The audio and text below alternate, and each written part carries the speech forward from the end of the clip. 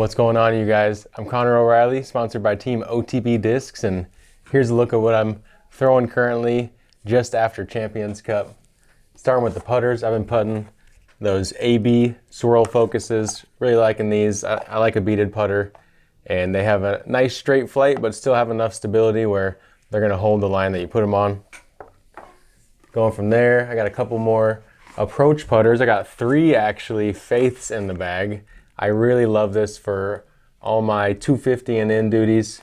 Actually, this weekend on an upshot on hole 7, the par 5, I chained out for almost made an eagle the day after I got the ace. So yeah, even though my final round was pretty crappy, I had a couple like super highlight shots that were almost like the best shots of the week. So, you know, golf sometimes is like that. It can be a roller coaster. This is my medium one. This one is beat to crap and really likes to flip over. I rarely throw it, but here and there for touch shots. And I just put this one in the bag. If you get one right now at otbdiscs.com, because I still have a few of these left, and I might snatch them up if you don't, because they're a great approach disc. This one can really handle it. You almost have to put a baby flex on it to get it to go straight. So nice for those straight to stable backhand duties coming into the green. And I got 2 more putters I like throwing. These are a little bit more off the tee as well as into the green sometimes. I got a Luna right here, I think in the Z plastic.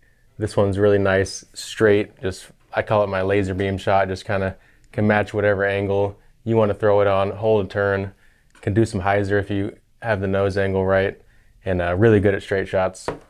And then I got the Envy, really good disc when I want to power up a little bit on the Luna. Maybe it's a low ceiling, whatever it might be. I can throw a power grip a little bit better on a disc like the Luna with its more shallow overall feel than a disc like with the Envy, than a disc like the Luna. So yeah, I like the Envy when I need to power up a little bit.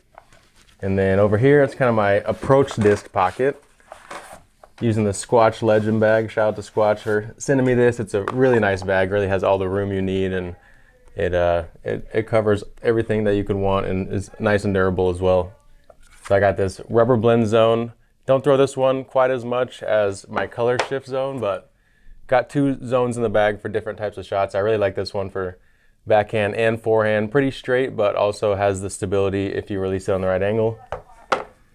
And then we got the Saki Bomb Slammer. This thing is just a brick and doesn't go very far, but drops really well. Like the name says, it kind of just slams to the ground, and really good approach disc to have when it's windy or when the shot is short but precise. We don't really throw a ton of mid-ranges on the tour, I feel like, but I do have 4 in the bag. My straight to, maybe I can work it a little bit to the right if I throw it flat, is going to be the Iron Samurai. Shout out to my guy Esmentini Dies. He killed it with that Heracross Pokemon die on the inside of the Iron Samurai to kind of switch it up for me. Really cool Ditto there. And yeah, this one just, I like it. I can flip it to flat, or I can throw it flat and get a little bit of drift to the right out of it. So really good for those straight shots. And then I got this Connor O'Reilly compass that you can find at otbdiscs.com. Yours is going to have a stamp on it. I don't know if we can supersede one over the video here to show you what yours is going to look like when you buy it at otbdiscs.com. This is one of the testers they sent me. And they're a little more stable than most compasses, so I can put a little more pop on this than the Iron Samurai and get it to get a little bit of finish at the end.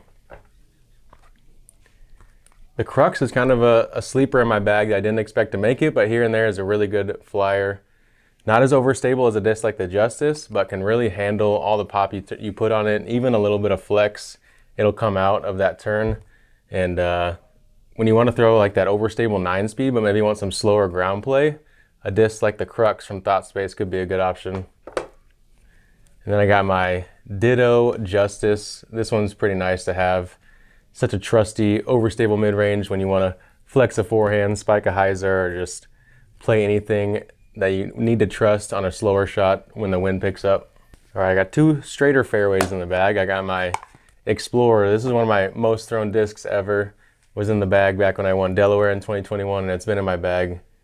Now that I'm throwing it again, I mean, it's definitely probably been thrown a couple thousand times at this point. It's a great flyer when I need to come out on hyzer and have it flip late, or just throw a big bombing distance shot that has a strong tailwind or something like that. Explorer is great for shots that match that description. And then a recent addition has been the Athena. I actually lost mine during round 3, kicked into the canal on hole 16. So if you find it, you know, You can send it back if you want. If not, then you're welcome. You can have it. But the Athena I've really been liking because I can pop it flat. It can handle power, but I can also get it to hold hyzer. I can get it to hold some turn if I put enough on it.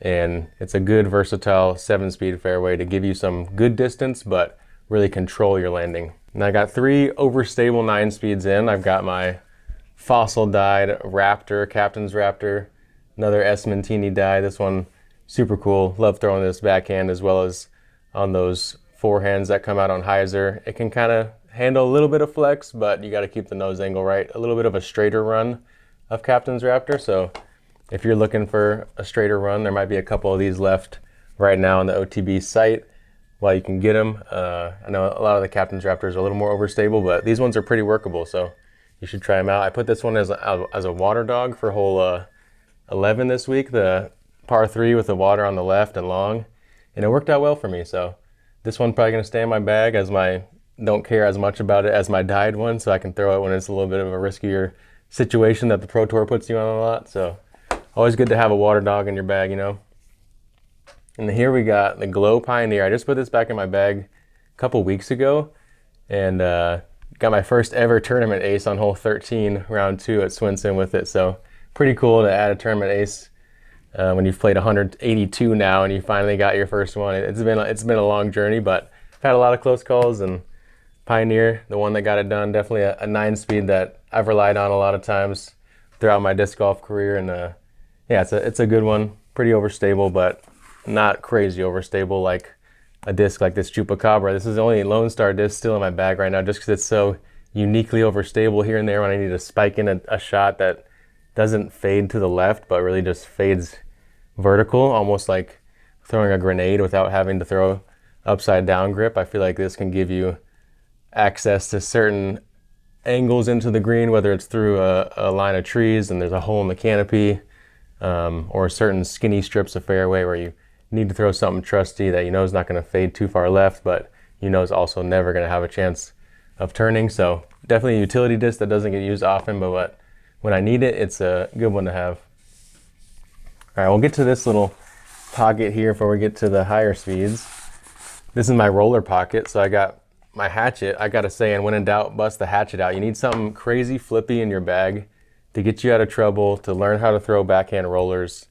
And this is a disc that has helped me get out of a lot of situations and make a lot of creative shots on the course where maybe you don't have enough space or the right gap to throw a big flex to get all the way to the green because the ceiling's low and you're off on the side of the fairway. Sometimes you can take a really understable disc, just pop it flat, play it on that cut roll, knowing that eventually it's going to flip on its face, and at least give yourself a gambler's chance of having that birdie look. And when you get good at them, they don't feel as wild as when you first start learning them. So I highly recommend get something real flippy in your bag, like a beat the crap hatchet or even a baseline fairway driver, and learn how to throw rollers. It'll help shave strokes off your game, even if at first it feels a little bit wild.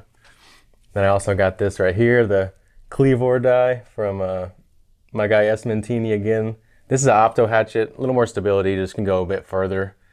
Don't use it as much, but here and there when there's a longer roller shot that I still want to make sure flips on its face, maybe not a distance driver roller, I'll bust this one out. And I guess I got 2 of the kind of control driver class, you could call it, those 10-11 speeds. I got the Nordic Phenom 2 PD. These are really solid. They can handle a flat throw.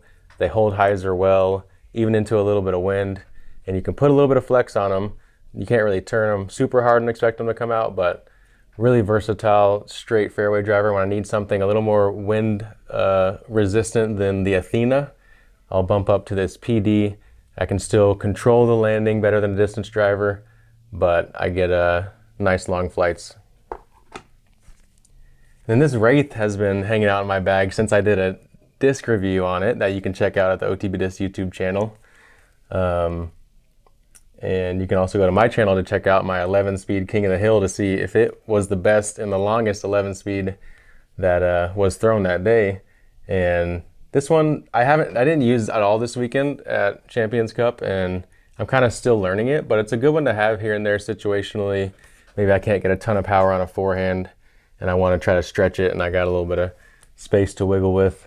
or maybe a long holding distance shot that needs to move left to right, something like that. I have this in just for in case reasons and kind of trying to learn it and have some fun with it.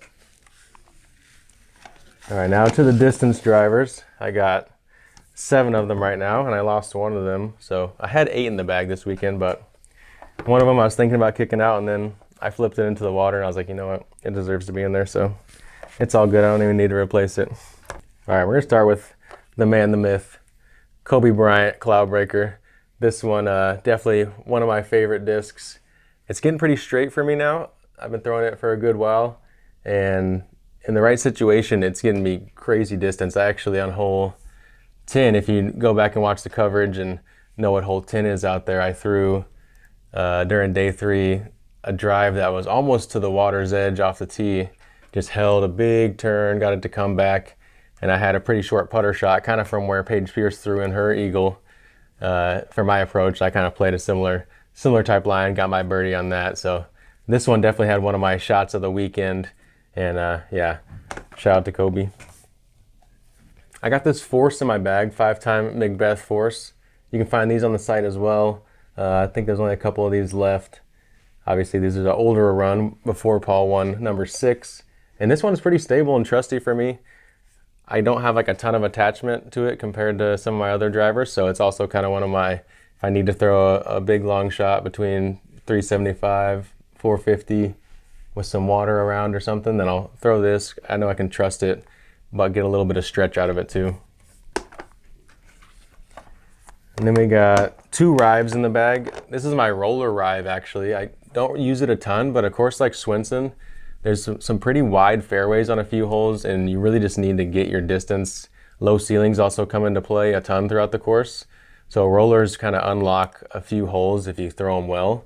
So I put this rive in after round 1, realizing I needed a longer roller disc than just my 9 speeds, and was able to definitely get a couple long ones with this, especially on holes like hole 5 out there, the first par 5 we play. It's good if you have a big roller off the tee to deal with that low ceiling, especially in certain crosswind situations. And that second shot feels like the roller is almost the must play on a shot like that. So good to have a long distance roller in your bag as well if you have the power for it. Then I got this silver lot rive, which is very trustworthy, one of the more overstable runs of rive they ever came out with. I'm really liking it for forehand. I can pop it hard and flat, keep it low, and it's never going to turn on me. It'll have a decent fade at the end too.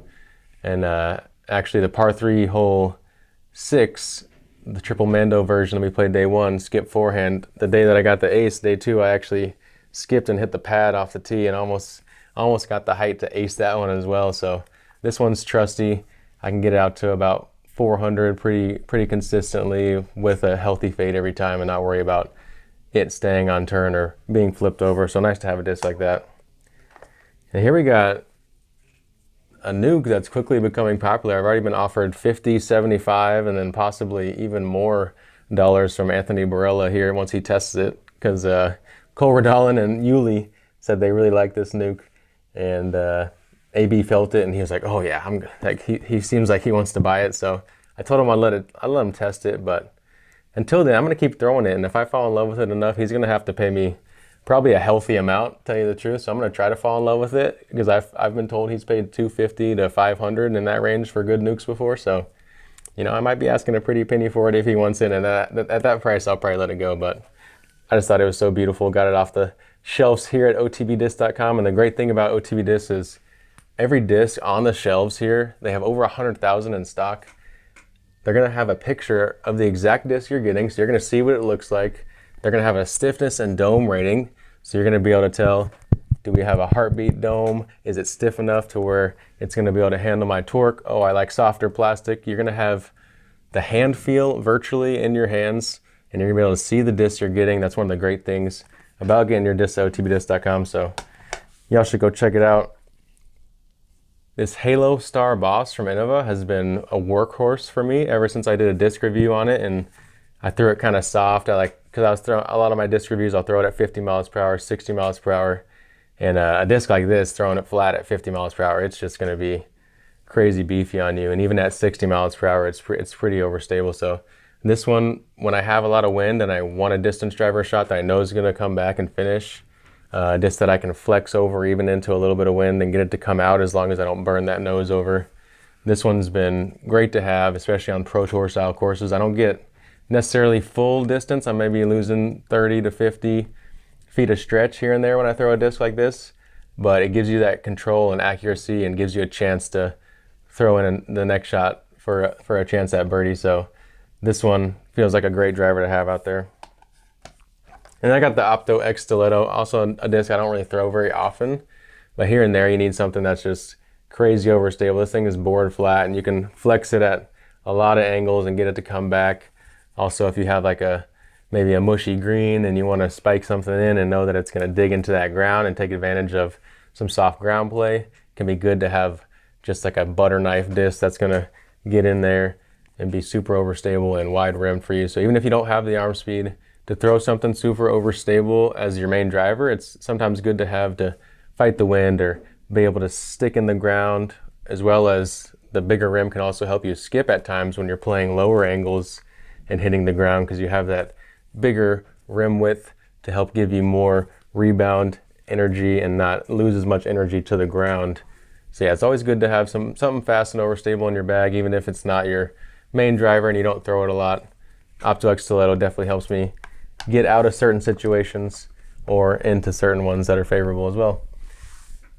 So yeah, definitely got some other goodies in the bag. You gotta have the rangefinder, you know, you gotta have the loot bag as well. You can check out your CO loot bag over at lootbags.com.